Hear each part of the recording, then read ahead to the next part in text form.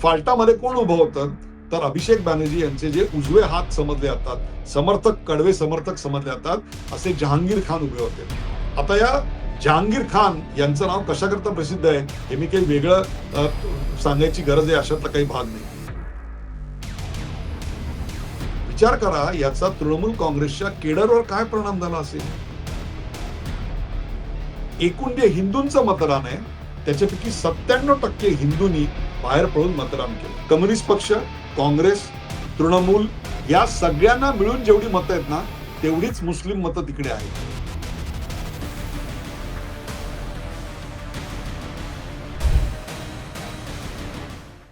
नमस्कार, the Uday Gurukar show मध्ये आपल्या सगळ्यांचं मनपूर्वक स्वागत.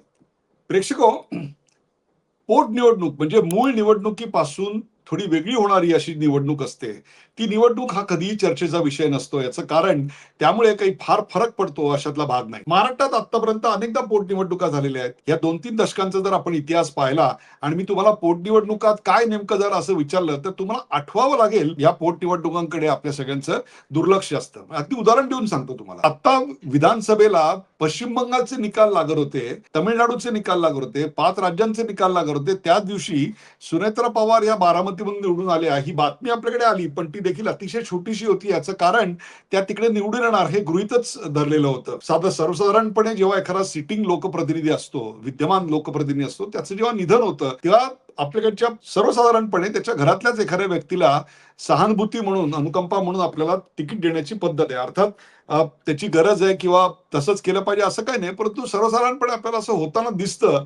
आणि आपल्याकडचा जो मतदार आहे तो साधारणतः भावनाशील आहे, भावनाप्रधान आहे, त्या कुटुंबाला न्याय मिळाला पाहिजे, त्याच्या आपत्तीने पण त्याच्या सोबत आहोत असं दाखवण्याकरता मतदान होतं आणि तिकडे ती लोक निवडून येतात. ज्याचं उदाहरण आपण बारामतीमध्ये खूप मोठ्या प्रमाणात पाहिलं असेल की बारामतीमध्ये खरं तर त्या सुनेत्रा पवार, अजित पवार यांची निवड बिनविरोधच व्हायला पाहिजे होती. अर्थात ती आता बिनविरोध का नाही झाली ही तिकडची बातमी होती. नक्की सुनेत्रा पवार निवडून आल्या, अर्थात त्या बिनविरोध का नाही आल्या याच्याविषयी एक वेगळा कार्यक्रम करावा लागेल, किंवा एव्हाना तुम्हाला ते सगळं कळूनच चुकलं असेल. परंतु मूळ मुद्दा असा आहे की पोटनिवडणुका या कधीही फारशा चर्चेला जात नाहीत. उदाहरण मी तुम्हाला देतो की फेब्रुवारी 2015 मध्ये आपल्याकडे गोविंद राठोड मुखेडमधनं उभे होते, भारतीय जनता पक्षाचे. ते निवडून आले होते आणि त्यांचं निधन झालं. त्यांचं निधन झाल्यानंतर तिथे त्यांचे चिरंजीव तुषार राठोड तिकडे उभे राहिले, त्याचे निवडून आले. त्याची बातमी सुद्धा आपल्याकडे सिंगल कॉलम सर्वत्र छोटी आली होती.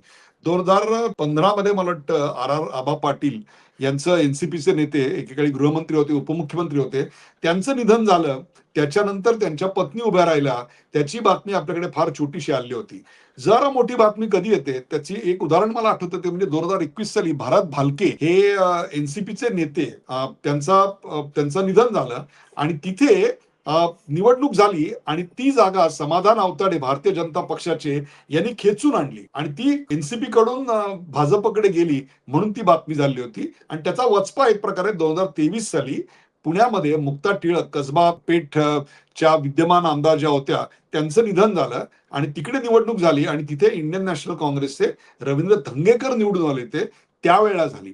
परंतु ही केवळ सत्ता बदल झाला ती त्या मतदारसंघापुरती तेवढी बातमी.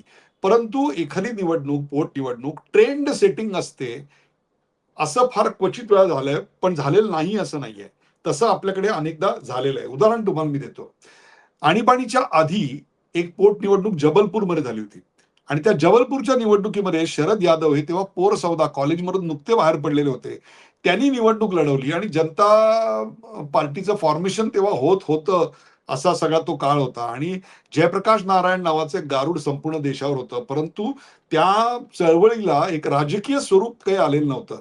त्याचं राजकीय स्वरूप येऊ शकतं असा कॉन्फिडन्स कुठे मिळाला असेल तर जबलपूरला शरद यादव दणकून निवडून आले. अगदी पोरसोरा कॉलेजमधनं बाहेर पडले आणि निवडणुकीला उभे राहिले आणि निवडून आले आणि त्यांच्या पराभवाकरता जंग पछाडलेलं होतं इंदिराजींनी, पण तरी देखील ते निवडून आले. तसंच इंदिराजींच्या निधनानंतर 1984 साली जी सहानुभूतीची लाट आली त्याच्यात आणखीन एक निवडून आले ते म्हणजे त्यावेळेचे स्टार, म्हणजे आत्ताचे स्टार, मेगा स्टार असलेले अमिताभ बच्चन अलाहाबाद मधून निवडून आले, ज्याचं आता नाव प्रयागराज आहे. तिथे पण पुढे बोफोर्सचे काही घोटाळे झाले आपल्या सगळ्यांना माहिती आहे आणि मग अमिताभ बच्चन यांना राजीनामा द्यायला लागला. त्या पोटनिवडणुकीमध्ये विश्वनाथ प्रताप सिंग यांनी काँग्रेसचा राजीनामा दिला होता. त्यांनी राजीव गांधी यांच्या विरोधात दंड थोपटलेले होते आणि जनमोर्चाची स्थापना होत होती. त्यावेळेला तिकडे विश्वनाथ प्रताप सिंग उभे राहिले आणि तिकडे देशाचा मूळ जो आहे तो काँग्रेसच्या विरोधातला आहे, अशा प्रकारची एक जाणीव सर्व राजकीय विरोधी पक्षांना आपल्याला झालेली दिसेल. हे मी तुम्हाला असं का सांगतोय, तर अशा प्रकारची एक प्रकारे निवडणूक, पोटनिवडणूक असं त्या अर्थाने नाही म्हणता येणार, परंतु पुढे ढकलली गेलेली जी निवडणूक आहे ती निवडणूक आता पश्चिम बंगालमध्ये झाली आणि ती पश्चिम बंगालच्या निवडणुकीचा ते जी मतदारसंघ होता तो आहे फाल्टा. आता हे नाव सुद्धा तुम्ही आतापर्यंत ऐकलं नसेल, परंतु हे नाव आता यापुढे आपल्याला वारंवार ऐकावं लागेल किंवा फाल्टाचा अन्वय अर्थ असं आपल्याला जे ऐकू येतं त्याचं कारण, फाल्टा हा विधानसभा मतदारसंघ ज्या लोकसभा मतदारसंघात येतो तो लोकसभा मतदारसंघ आहे डायमंड हार्बर. आणि डायमंड हार्बर हा कोणाचा लोकसभा मतदारसंघ आहे, तर तो आहे अभिषेक बॅनर्जी यांचा. म्हणजे एक प्रकारे तृणमूल काँग्रेसचे जे सीईओ आणि ममता बॅनर्जी यांचे अतिशय जवळचे नातेवाईक, उत्तराधिकारी म्हणा, हँड हेड काय जे म्हणाल तुम्ही, हस्त काय जे सर्वात विश्वासू म्हणाल ते. म्हणजेच एकेकाळी आपल्याकडे विलासराव देशमुख असताना लातूरला किंवा गोपीनाथराव असताना बीडला किंवा शरद पवार जेव्हा निवडणुका लढवतात किंवा बारामतीला जे आपल्याकडे महत्व आहे तसंच महत्व डायमंड हार्बरला आहे. परंतु या सगळ्या महाराष्ट्रातल्या लोकसभा आणि विधानसभा मतदारसंघापेक्षा डायमंड हार्बरचं महत्व हे आहे की दहशतीचं जे मॉडेल आहे तृणमूल काँग्रेसचं त्याचा एक अत्युच्च आविष्कार तिकडे दिसतो. याचं कारण मुळात 24 परगणा या ज्या जिल्ह्यात ते आहे तो 24 परगणा हाच एक वादग्रस्त अशा स्वरूपाचा जिल्हा आहे. आणि त्या डायमंड हार्बरचा जो एक काय म्हणू आपण लॅब म्हणू, ती लॅब संपूर्ण पश्चिम बंगालमध्ये नेली जाते. आता हा जो 24 परगण्यामधला डायमंड हार्बर हा जो लोकसभा मतदारसंघ आहे त्याच्यामध्ये 6 विधानसभा मतदारसंघ येतात. त्यातला एक म्हणजे डायमंड हार्बर, दुसरा फाल्टा, तिसरा सदगातिया, चौथा विष्णुपूर हा शेड्यूल कास्टचा मतदारसंघ आहे आणि त्याच्यानंतर महेशतल आणि भेटबुजिया आणि बजबज. आता यातले 4 तृणमूल काँग्रेसकडे आणि आता फाल्टाचा निकाल लागला तो भारतीय जनता पक्षाच्या बाजूने लागला. एक लक्षात घ्या याचं महत्व काय आहे, तर इथली लोकसभा तृणमूल काँग्रेस तब्बल 68% मताधिक्याने आतापर्यंत निवडून येत आणत होतं. म्हणजे उमेदवार जरी बदलला तरी सुद्धा फाल्टाला तृणमूल काँग्रेसचं मताधिक्य कायम राहिलं. याच्यावरून तुम्हाला त्यांची पकड काय ती दिसेल. मुळात हा जो मतदारसंघ आहे त्याचा नीट आपण अभ्यास केला पाहिजे. फाल्टा, त्या फाल्टामध्ये इतर ज्या निवडणुका झाल्या 23 मे आणि 30 मे तेव्हा निवडणूक होऊ नाही शकली कारण ईव्हीएम मध्ये तिकडे खूप मोठ्या प्रमाणात गडबडी केल्या गेल्या, निवडणुकीतले गैरप्रकार घडले गेले, म्हणून निवडणूक आयोगानं ती निवडणूक पुढे ढकलली आणि ती निवडणूक आता झाली. म्हणजे ही निवडणूक होत असताना पश्चिम बंगालच्या निवडणुकांचे निकाल लागलेले होते. भारतीय जनता पक्षाला 2/3 बहुमत मिळालं होतं, काँग्रेसचा धुव्वा उडाला होता, कम्युनिस्ट पक्षाचा धुव्वा उडाला होता आणि तृणमूल काँग्रेसला लोकांनी त्यांची जागा दाखवून दिली होती. ममता बॅनर्जी यांची दहशत संपलेली होती. म्हणजे 23 मेला आणि 30 मेला ज्यांनी साधारणतः असं वोटिंग केलेलं होतं की बाबा तृणमूल जर पुन्हा निवडून आलं तर आपल्याला प्रॉब्लेम नको म्हणून भिवून एक 5-10% मतं त्यांना गेली होती, ती सुद्धा आता त्यांना जायचं काहीही कारण नव्हतं. याचं कारण आता दहशत पूर्णपणे संपलेली होती. आणि फाल्टामध्ये कोण उभं होतं, तर अभिषेक बॅनर्जी यांचे जे उजवे हात समजले जातात, समर्थक, कडवे समर्थक समजले जातात, असे जहांगीर खान उभे होते. आता या जहांगीर खान यांचं नाव कशाकरता प्रसिद्ध आहे हे मी काही वेगळं सांगायची गरज आहे अशातला काही भाग नाही. त्यामुळे तिकडे जे निवडणुकीचे गैरप्रकार घडले ते घडणार अशी अपेक्षाच एक प्रकारे व्यक्त केलेली होती. परंतु तिकडे 2026ला रेग्युलर निवडणुकांच्या नंतर जी निवडणूक होते त्याला तेवढं महत्व यायचं खरं काही कारण नव्हतं. पण फाल्टाने एक वेगळा संदेश दिलेला आहे, तो फार महत्वाचा आहे. मूळ निवडणुकीमध्ये साधारणतः 92% मतदान झालं आणि फाल्टामध्ये 88% मतदान झालं. म्हणजेच पोटनिवडणूक असूनही तिकडे मतदानाची टक्केवारी कमी झाली आहे, असं काही फार कमी झाली असं काही आपल्याला दिसणार नाही. आणि म्हणूनच जेव्हा जेव्हा पोटनिवडणुका होतात तेव्हा मतदान कमी होतं असा जो अनुभव आहे त्याला पहिल्यांदा फाल्टानी छेद दिला. दुसरं, या निवडणुकीच्या आधी 2 दिवस मतदानाच्या आधी जहांगीर खान हे जे तृणमूल काँग्रेसचे नेते होते त्यांनी एक अनाकलनीय असं स्टेटमेंट दिलं आणि ते म्हणजे निवडून आल्यानंतर शुवेंदू अधिकारी मुख्यमंत्री पश्चिम बंगालचे त्यांनी फाल्टामध्ये आपण विकास करू असं सांगितलं. त्यामुळे आता माझे सगळे विरोधाचे मुद्दे संपलेले आहेत म्हणून मी माघार घेत आहे. विचार करा याचा तृणमूल काँग्रेसच्या केडरवर काय परिणाम झाला असेल, किती खळबळ माजली असेल. आत्ताच्या घडीला तृणमूल काँग्रेसमध्ये त्यांची माघार हा एक सर्वात मोठा चर्चेला गेलेला विषय आहे.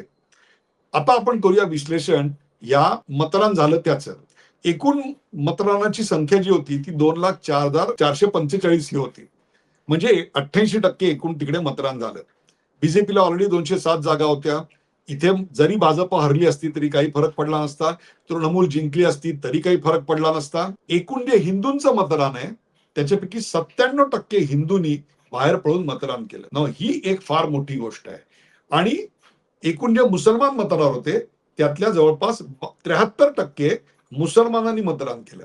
म्हणजेच त्या दोघांच्या पर्सेंटेजमध्ये जवळपास 24% इतका फरक आहे.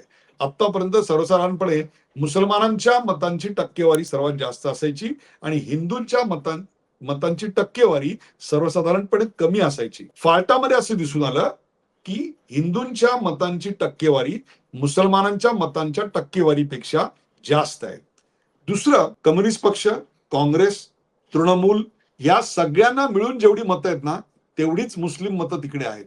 म्हणजे याचा अर्थ जी 97% हिंदूंनी घराबाहेर पडून मतदान केलं ते संपूर्ण मतदान हे फाल्टामध्ये भारतीय जनता पक्षाला मिळालेलं आहे.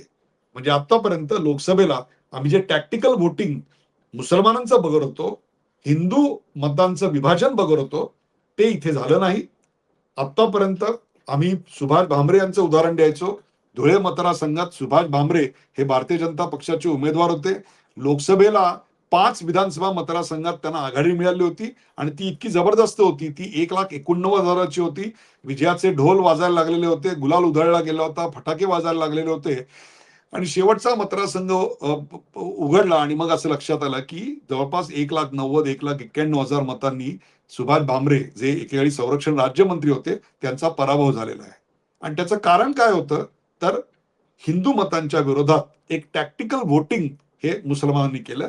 हेच आम्हाला मुर्शिदाबादमध्ये अधीर रंजन चौधरी यांच्यात दिसलं, आम्हाला साऊथ मुंबईमध्ये दिसलं, नॉर्थ ईस्ट मुंबईमध्ये दिसलं. मी तुम्हाला अशी अनेक उदाहरणं सांगू शकतो. आणि त्याचं वर्णन मरियम या सलमान खुर्शीद यांच्या भाची आहेत त्यांनी एका भाषणात केलं होतं की आतापर्यंत लव्ह जिहाद पाहिलात, लँड जिहाद वक्फ बोर्डाच्या माध्यमातून पाहिलात, आता तुम्ही पहा व्होट जिहाद.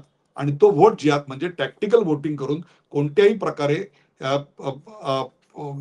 हिंदू उमेदवार जो आहे तो पाडायचा. मला असं वाटतं इकडे पहिल्यांदा एक डिसायझिव्ह अशा स्वरूपाचं मतदान हिंदूंनी केलं आणि ते व्होट जिहादचं उत्तर होतं. कोणत्याही प्रकारचा दबाव नाही, दहशत नाही. तसं पाहिलं तर मतदानाला बाहेर पडायची तशी गरजही नाही. तरी देखील हिंदू बाहेर पडला आणि त्या हिंदूंनी जे मतदान केलं त्याचं वर्णन एकच करता येईल, ते म्हणजे व्होट जिहादला व्होट महादेव असं उत्तर आपण दिलेलं आहे. एक हिंदुत्व या सगळ्यांना बांधत होतं. जात, पंथ, भाषा, आहार विहार या सगळ्याच्या पलीकडे जाऊन एक हिंदू म्हणून जर आपण एकवटलो तर त्याची ताकद काय असते याचं दर्शन जर बघायचं असेल तर ते या फाल्टाच्या निवडणुकीकडे बघता येईल. ही जी एक हिंदू युनिटी आहे ती महत्वाची अशा करता होती की पुढच्या वर्षी अगदी जानेवारीपासून सुरुवात होईल उत्तर प्रदेश, उत्तराखंड, गोवा, मणिपूर आणि पंजाब अशा 7 राज्यांमध्ये निवडणुका होणार आहेत. आणि त्या 7 राज्यांमध्ये जर अशा प्रकारे टॅक्टिकल हिंदू युनिटीचं वोटिंग झालं तर त्याच्यातून एक फार मोठा आणि वेगळा संदेश जाणार आहे. आणि म्हणून त्याकरता एक काय म्हणू आपण ज्याला स्पेसिमेन केस म्हणून आपल्याला फाल्टाकडे बघावं लागेल की जिकडे हिंदू सुप्त शक्ती जागृत झाली आणि त्याचा एक आविष्कार पाहायला मिळाला. हाच एक मोठा संदेश आहे. केवळ मुस्लिम मतदारांसाठी नाही, मुस्लिम नेत्यांसाठी नाही, तर मुस्लिम मतांचा खोटा कळवळा असणाऱ्या सेक्युलरवादी भारतातल्या नेत्यांसाठी की हिंदू एकवटला तर नेमकं काय होऊ शकतं हे फाल्टानं दाखवून दिलं. प्रेक्षको, हा कार्यक्रम आपल्याला कसा वाटला ते आम्हाला जरूर कळवा. लाईक करा, शेअर करा, सबस्क्राईब करा. पाहायला विसरू नका द उदय निगुळकर शो.